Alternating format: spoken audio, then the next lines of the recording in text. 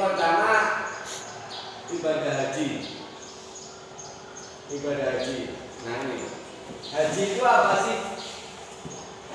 Rukun Islam yang ke?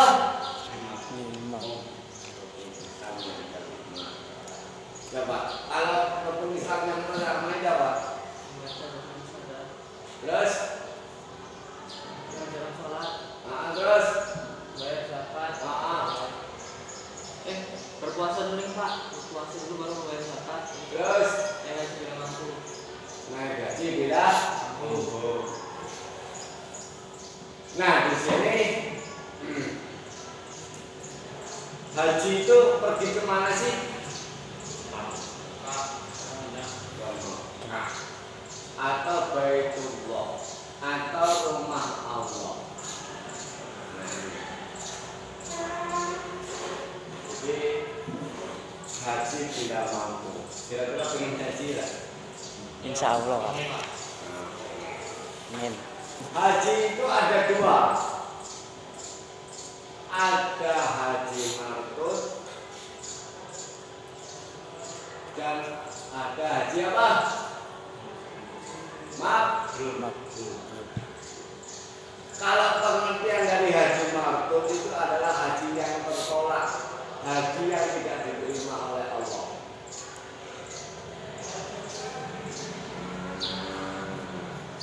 Kalau haji mabrur itu adalah haji yang tertolak. Kok haji mabrur haji yang tertolak gimana?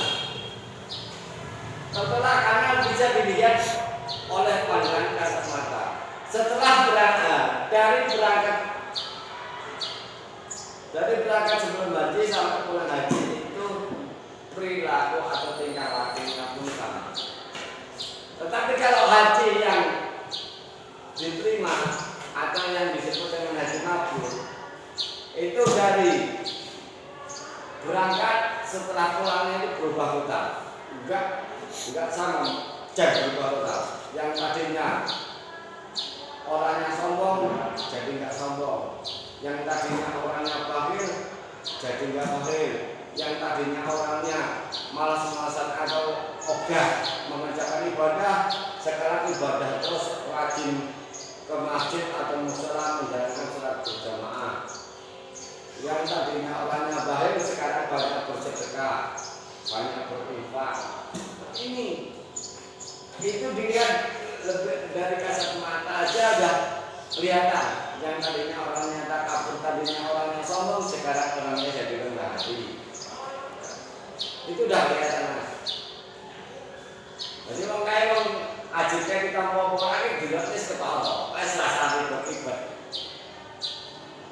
Itu aja. Katanya emang haji mabrur atau haji mabrur itu hanya Allah yang tahu. Emang benar hanya Allah yang tahu. Tetapi Allah itu memberikan yang pengetahuan yang bisa dilihat oleh kasat mata oleh manusia. Yaitu contohnya apa? Dari perilaku atau tingkah laku atau akhlaknya dalam kehidupan sehari-hari. Itu sudah bisa kebaca. Pada selesai. Baca lebar. Kemudian memahami ketentuan haji zakat dan wakaf. Menganalisis dalil haji zakat dan wakaf menunjukkan sikap benar berhaji, berzakat dan berwakaf. Ini. Nah kita lanjutkan di sini. Nah, yakni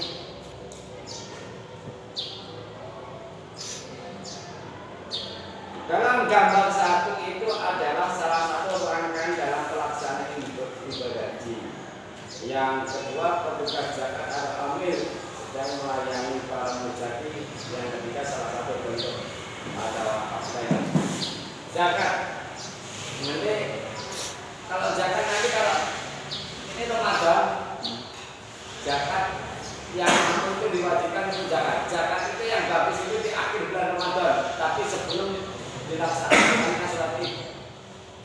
Nah, itu yang paling bagus di akhir bulan Ramadan tapi sebelum pelaksanaan sholat Id.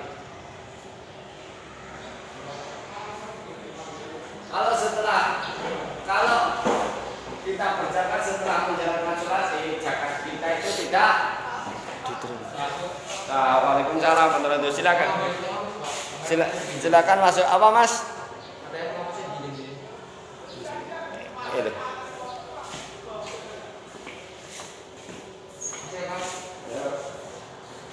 Jadi zakat adalah kita berzakat itu yang paling utama itu di akhir waktu tapi sebelum sholat id.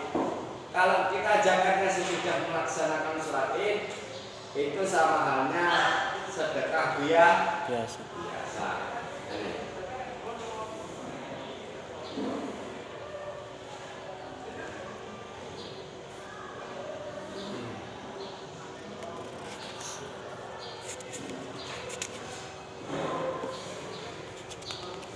Bapak ini kita bahas yang 122 ya. Meningkatnya orang-orang kaya muslim tentu saja perlu mendapat apresiasi dari semua kalangan. Hal tersebut diharapkan mampu menjadi solusi dari sebagian masyarakat Indonesia yang masih hidup dalam kemiskinan. Betapa tidak dari mereka diharapkan terjadi jembatan penghubung antara orang-orang kaya atau agniya dan orang-orang miskin kaum duafa. Tentu saja dengan posisi mereka sebagai pengusaha muslim akan diperoleh sekian banyak kontribusi dalam upaya membantu mereka yang masih sangat membutuhkan.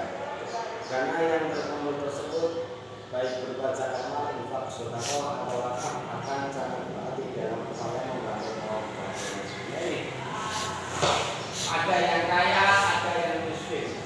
Yang kaya itu wajib membantu yang miskin. Sedekah, berzakat itu membantu mereka. Karena apa? Harta yang kita miliki itu hanya titipan, bukan punya kita semua. Harta yang kita miliki itu separuhnya itu milik mereka yang belum dibagikan. Makanya kita harus berzakat, harus bersedekah, harus berinfak. Orang yang kaya tidak mau berzakat, tidak mau bersedekah, tidak mau berinfak, ditegur oleh Allah. Contoh motor dimana contoh pemain terbakar, ketiga konsleting listrik, keempat pertama terbakar, kelima lagi perusahaan terbakar. Itu adalah teguran dari Allah agar mereka itu banyak berzakat, agar mereka itu banyak berinfak, agar mereka itu banyak bersedekah, agar mereka itu mampu menafkahkan hartanya di jalan Allah. Itu teguran dari Allah. Karena apa? Harta yang mereka bawa itu tidak akan dibawa mati. Dan umur manusia itu tidak lama. Rasulullah aja umurnya berapa tahun? Nabi Muhammad umurnya berapa tahun? 60. 63. Nah, sekarang kalau umur kita kira-kira itu berapa? Nah, Rasulullah segitu. Nabi ya.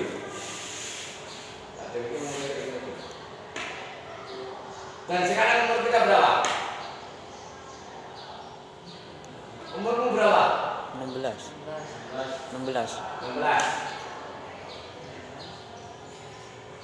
63 dikurang 16 itu berapa?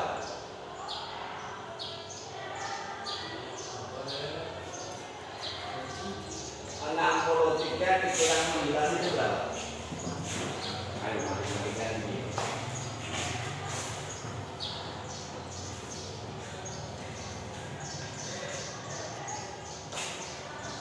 13 ya, dengan berapa? 6. Ini jadi 5. 5 yang benar berapa? 4. Bisa umur kalian itu 47 tahun. 47 tahun itu belum satu. Dipotong dengan sakit.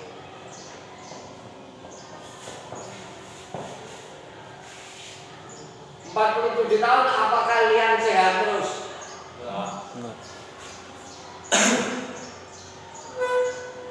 Belum dipotong masa senja.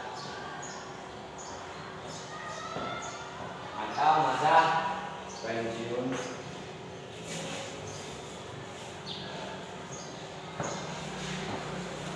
Belum dipotong lagi apa? Pikun. Nanti lah gitu.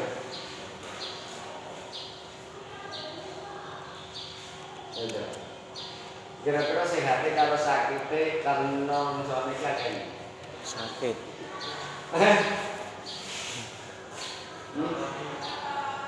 Apa?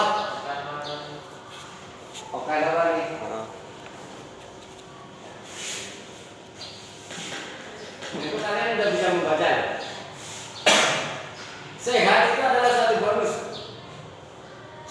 Nah, di dalam sesuatu, di saat kita sehat, apa sih yang kita lakukan? Kenapa sih manusia kok gampang jatuh sakit? Apa sih penyebabnya? Kenapa? Tadi banyaknya untuk kimia pertama. Tapi pertama yang paling pokok itu dari kemaksiatan itu yang menyebabkan dari minuman keras sama dari perzinahan. Apa ya Pak satu? Ya benar. Dari minuman keras atau kamu itu dapat merusak ginjal, paru-paru, leher dan jantung. Perzinahan itu dapat menyebabkan penyakit kelamin, baik laki-laki maupun perempuan, dan bisa juga menunjukkan HIV. Karena apa? Itu adalah ancaman atau teguran hukuman dari Allah agar hamba-Ku tidak melakukan maksiat, agar hamba-Ku selamat dari siksa ya di dunia dan akhirat. Anak-anak itu kan anak simpulan dosa-dosa lebih makanya itu enggak bilang menjaga kelaminnya, mengubah alat vitalnya itu sehingga menimbulkan suatu penyakit, kelaminnya membusuk, lawannya sangat mudah,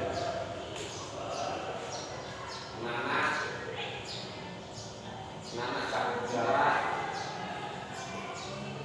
nanti bisa menimbulkan penyakit AIDS tangannya jika mempunyai anak kaki tidak normal.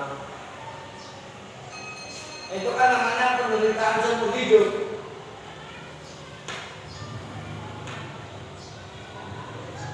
Apakah Allah yang salah? Apakah manusia sendiri yang salah? Manusia. Manusia. Nah, karena dia tidak mau menjaga martabatnya. Itu udah jelas. Namanya Allah melarang itu pasti ada mudaratnya, nggak mungkin enggak.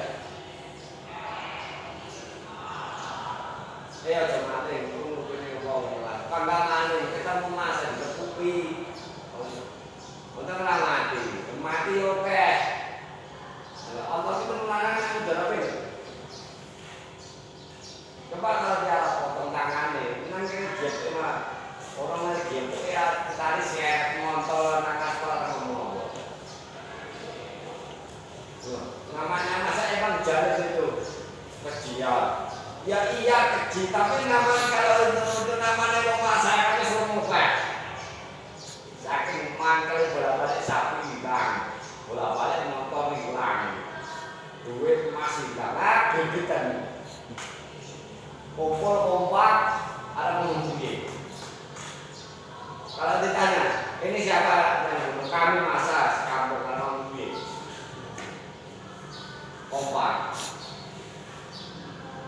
Pertama saya kedua kali ya, tapi kita lu nih semberbut ke masyarakat di mana terus sapi hilang, motor hilang, kalau sekarang yang rata-rata yang itu singatan ternak kayak kambing dan sapi, singatan juga sapi minimal 1 juta atau 2 juta ya lumayan lah sapi dijual dagingnya 20 juta, 25 juta untuk dagang itu lumayan. Ya. Kalau sama sebetulnya tidak minat. Mulai tinggalkan hal sesuatu yang berbau manusia. Kemudian di sini,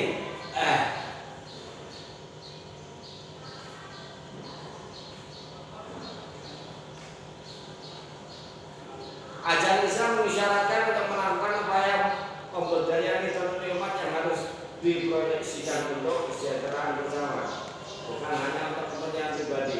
Prinsip tersebut salah satunya dapat diaplikasikan melalui pengelolaan wakaf yang amanah dan profesional agar pahalanya terus mengalir meskipun tapi orang yang melakukan wakaf tersebut telah meninggal dunia. Jadi kalau kita itu ingin mempunyai pahala yang mengalir, pahala yang tidak pernah terputus untuk selamanya itu dengan cara wakaf. Contoh, wakaf tanah untuk membangun suatu musola atau masjid. Wakaf tanah untuk membangun madrasah atau sekolah. Selagi tempat ibadah itu masih dihuni manusia untuk sholat dan mengaji, selagi itu sampai nanti kita itu mendapat pahala yang mengalir dan pahala.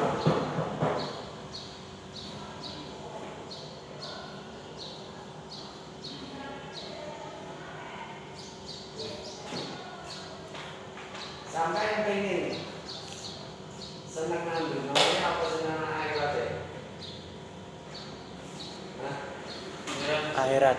Senang akhirat. Kira-kira sampai wis golek bekal lho Mas.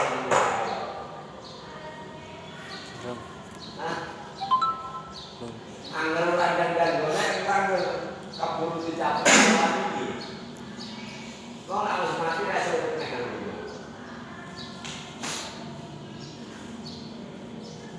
karena apa? Roh itu berpisah dari jasad.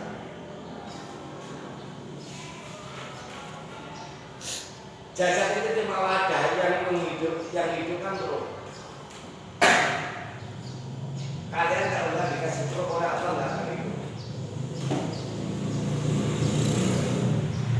Contoh, robot aliran kayak aliran listrik, orang kayak batu nggak bakal berdiri. Tangga tak mati. Tapi ada robot atau mobilan itu kayak batu atau aliran listrik bisa kita berjalan. Demikian juga manusia, raga manusia kalau tidak dikasih roh oleh Allah, raga itu tidak ada. Makanya nanti ketika kamu mati itu jasad kamu itu tidak berfungsi, roh kamu yang dimintai bertanggung jawab.